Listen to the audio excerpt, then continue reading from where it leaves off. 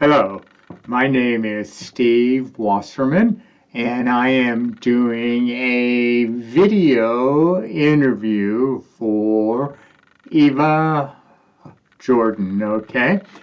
I'm her grandfather. So she had a list of questions to ask me. First one is, how long have you been deaf and what was the cause? My deafness is unknown, okay? I was born, it's called congenital deafness.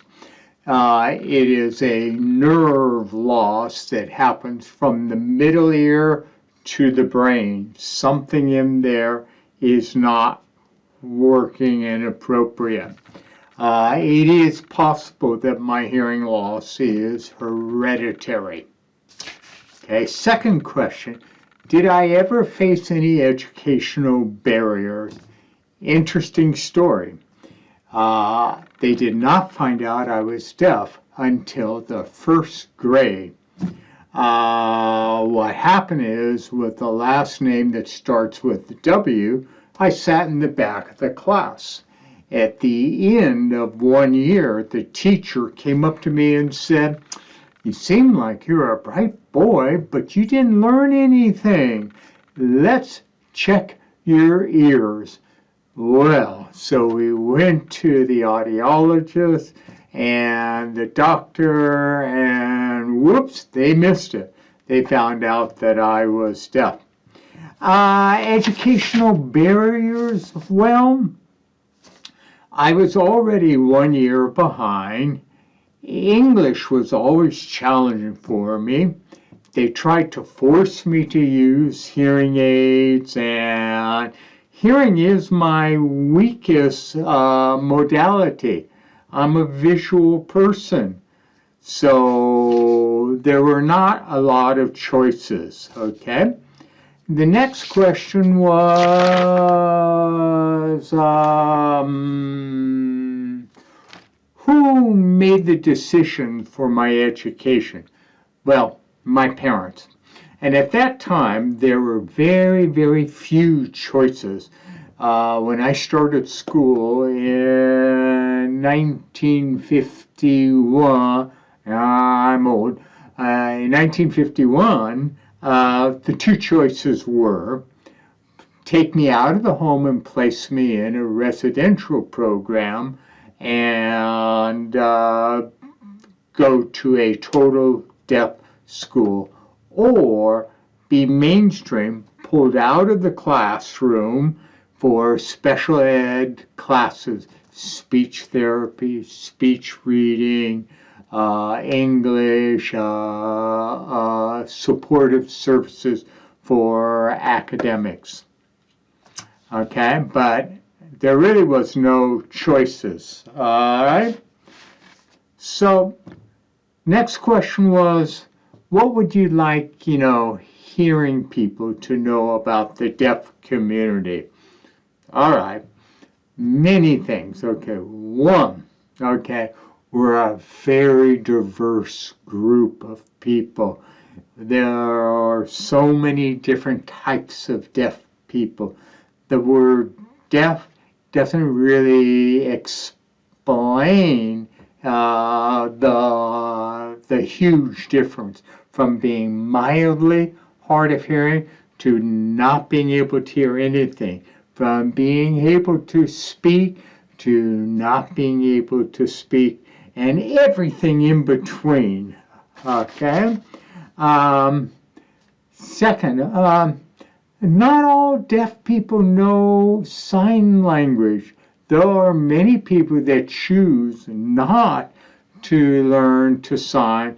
They want to try and speak and use their hearing aid and residual hearing.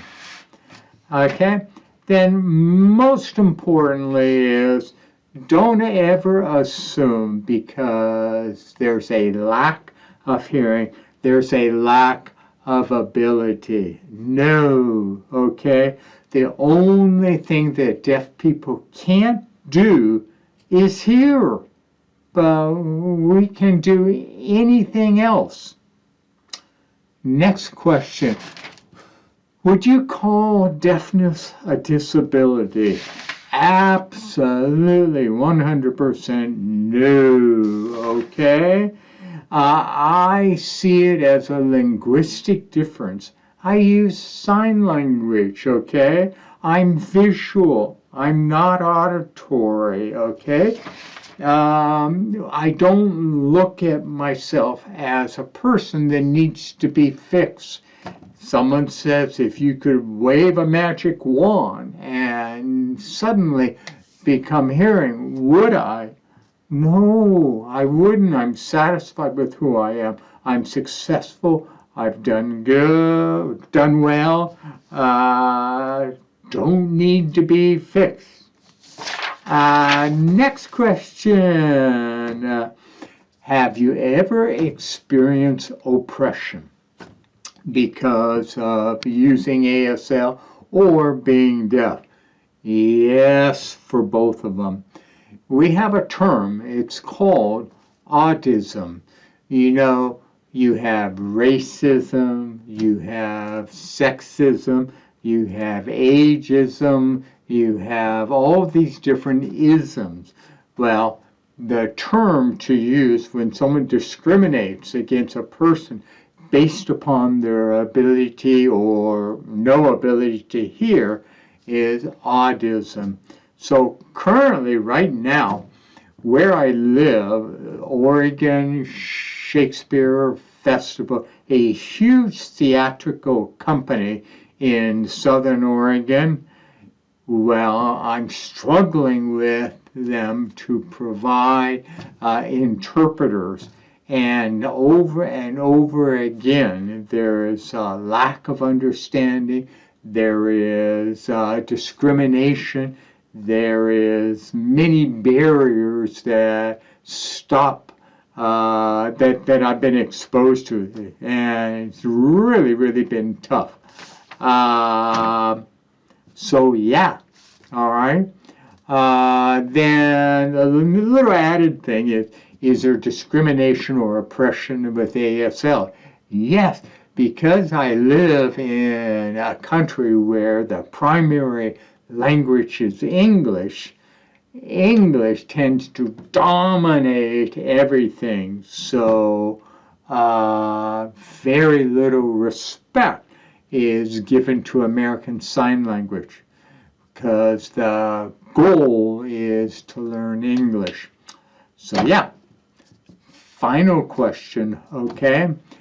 Does the ADA help deaf people in America?